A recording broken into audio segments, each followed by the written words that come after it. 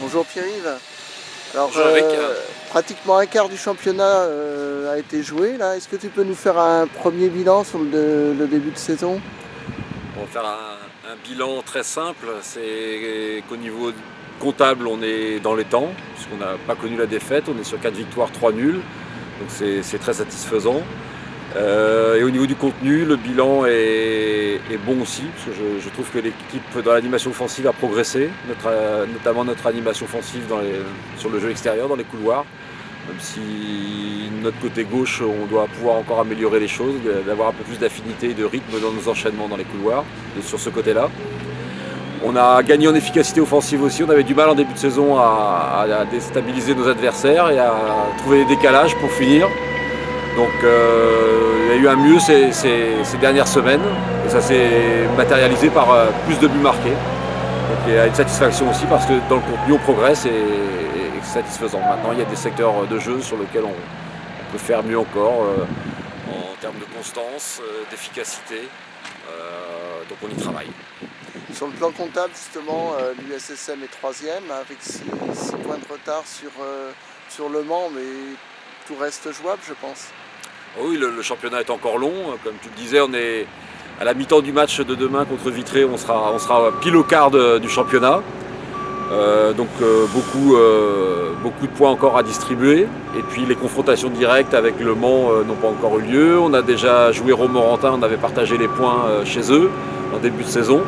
Donc voilà, il y a encore beaucoup de matchs et de confrontations directes qui nous permettront, j'espère, de recoller au Mans dans un premier temps, en sachant que c'est une équipe qui est très bien armée. Ton groupe vit bien. Sur quel axe penses-tu encore leur demander de progresser? La constance au niveau technique. Je pense qu'il y a des moments dans le match où on doit faire preuve d'un peu plus de maîtrise de ce point de vue-là. Et de la constance mentale. Voilà, là je le mesure sur la période dans laquelle nous nous trouvons actuellement, où on alterne les matchs de championnat et de coupe. Sur des moments de match ou sur certains matchs qui semblent plus abordables, la constance par rapport à l'approche de la compétition varie. Et pour moi, ça c'est un facteur non négociable, quel que soit l'adversaire que l'on joue, quelles que soient les conditions de la compétition. La constance individuelle dans l'approche de la compétition, quel que soit l'adversaire, elle doit être identique. Il y a pas, voilà, je me répète, là-dessus, c'est pas négociable pour moi.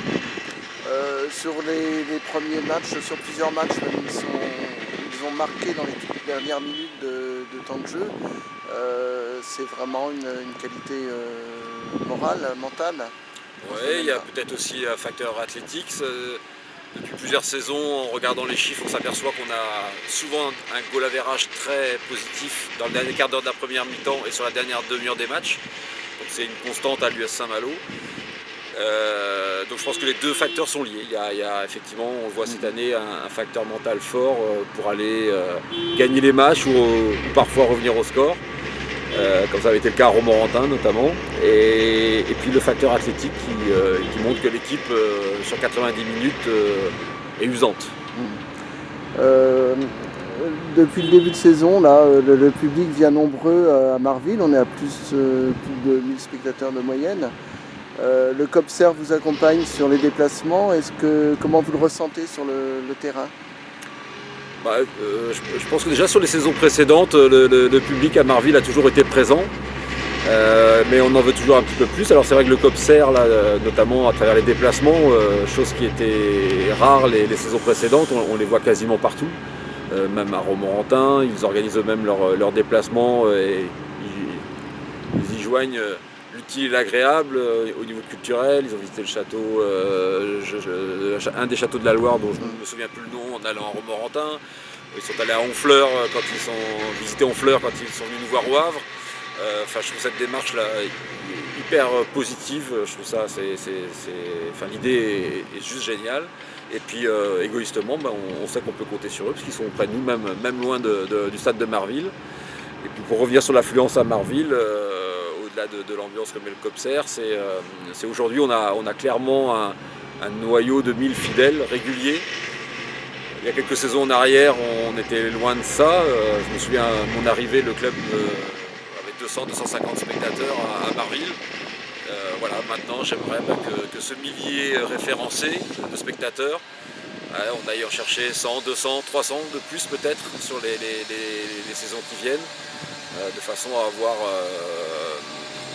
lorsqu'il y a un match à Marville, que ce soit effectivement un événement par rapport au nombre de personnes qui y participent. Voilà. Alors ça, c'est déjà un événement. D'avoir 1000 personnes à Marville régulièrement, c'est un événement. Demain, justement, on aura un événement, puisque c'est le match contre Vitré, un derby, un classique du championnat. Est-ce qu'en termes de préparation, est-ce qu'on l'aborde différemment ou comme un match ordinaire? La notion de derby est forcément présente. Et puis heureusement, il y a ce genre de match, ça pimente la saison. Mais en ce qui me concerne, les premiers leviers que j'utilise pour préparer un match, quel qu'il soit, y compris un derby, n'est pas dans la nature de la confrontation entre deux clubs à proximité géographique. Non, non, il y a une constante là aussi dans l'approche des matchs qui sont liés à nos principes de jeu, la manière dont on va se donner les moyens pour l'emporter, et ça, quel que soit l'adversaire. Mais la notion de derby, forcément, intervient à un moment donné. Mais c'est au deuxième, quatrième levier sur lequel on intervient de ce point de vue-là. Non, il faut de la constante dans l'approche des matchs, et c'est pas la notion de derby qui doit nous faire varier cette approche-là. Maintenant, côté Coupe de France, donc qualifié pour le 6e tour, le tirage a eu lieu hier soir. Le sort a désigné Noyal-Bressay, un club de Régional 2.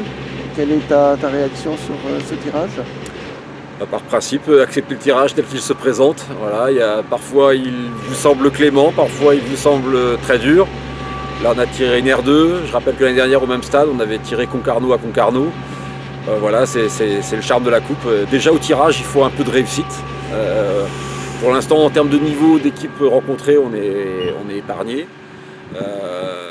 Mais la coupe, là aussi on se répète, recèle suffisamment de mauvaises surprises qu'il faut toujours être méfiant. Donc on va se préparer en temps et en heure par rapport au match de Noyal-Bressay. Et dès dimanche, Manu Chevalier ira jeter un petit coup d'œil contre, je crois qu'ils reçoivent la réserve de Fougères. Et donc on ira jeter un petit coup d'œil pour prendre le pouls concernant cette équipe-là. Bien, merci Pierre-Yves, et puis rendez-vous demain à Marville. On y sera, 18h.